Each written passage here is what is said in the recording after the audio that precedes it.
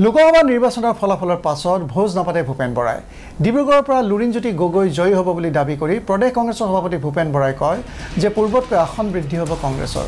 ইফালে বিজেপিয়ে 14 নহয় 11খন আসনতে সন্তুষ্ট থাকিব লাগিব বুলি ভূপেন বৰাৰ মন্তব্য তাৰ পাছত এইবাৰ আমি ভোজ পতা নাই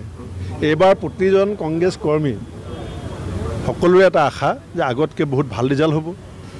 আগতকৈ বহুত ভোট বাঢ়িছে মই ডিব্ৰুগড়ত 3 দিন থাকি আহিছোঁ মই তাত গম পাই আহিছোঁ ডিব্ৰুগড় ৰিজাল্ট কি হ'ব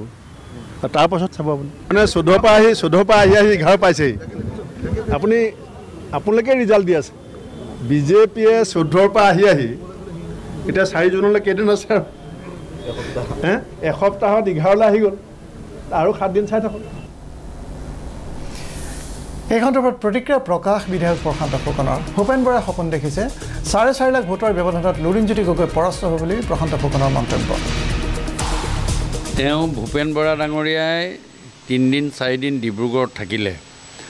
আৰু 12,70,000 ভোটাৰে ভোটদান কৰিলে 3-4 দিনত যদি তেওঁ ইমানখিনি কথা কৈ দিব পৰা হ'লহেঁতেন তেতিয়াহ'লে তেওঁ ভাৰতৰ প্ৰধানমন্ত্ৰী হ'লহেঁতেন ভূপেন বৰা ডাঙৰীয়া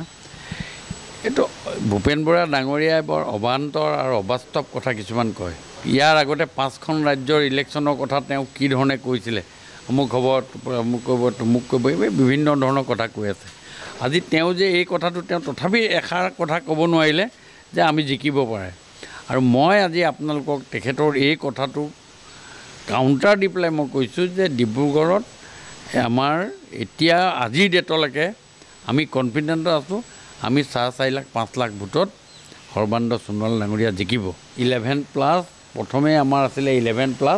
আজিও 11+ আছে আমাৰ 12খন সিটত আমাৰ যদি হোৱাৰ চান্স আছে আমি 13খনলৈ আমি ট্ৰাই কৰিছিলোঁ কিন্তু 11+ আজিৰ ডেটত আমাৰ এতিয়াও আছে ইপিনে ভূপেন বৰাক সপোন সম্ৰাট আখ্যা দিছে বিধায়ক দিগন্ত কলিতাই ভোজ পাতক বা নেপাতক তেওঁ ৰিজাল্টে আসল কথা ক'ব ৰিজাল্টত কি হ'ব আপুনি ভোজ নাপাতিলে যদি ৰিজাল্ট বেয়া হ'ল কি যদি মনৰ দুখতো ভোজ নাপাতিব পাৰে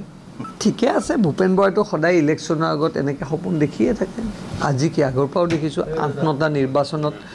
তেখেতসকলে এনেকুৱা সপোনেই দেখে আৰু সদায় ভূপেন বৰাক এটা চমক লাগে যিকোনো এটা আনইথিকেল কথা আনপলিটিকেল কথা পাতি নিজৰ মিডিয়াত হাইপ কৰিব চেষ্টা কৰে শুভেচ্ছা থাকিল ভূপেন বৰা ডাঙৰীয়ালৈ 4 জুনলৈ অপেক্ষা কৰক ভাৰতবৰ্ষত পুনৰবাৰ প্ৰধানমন্ত্ৰী মোদী ডাঙৰীয়া হ'ব 100% নিশ্চিন্ত আয়োজনৰ মাজত যিটো সমীক্ষা আছে সেই সমীক্ষাৰ পৰাই কৈছোঁ আচলতে ভূপেন বৰা ডাঙৰীয়াই সপোন দেখিব লাগে এনেকুৱা মিছা সপোন তেওঁ দেখে তাৰ কাৰণে তেওঁক সপোনৰ ৰজা বুলিয়ে আমি ক'ব পাৰোঁ তেওঁ আচলতে সপোনৰ সম্ৰাট এইটো উপাধি তেওঁ পাবলৈ বাকী আছে 4 তাৰিখৰ পিছত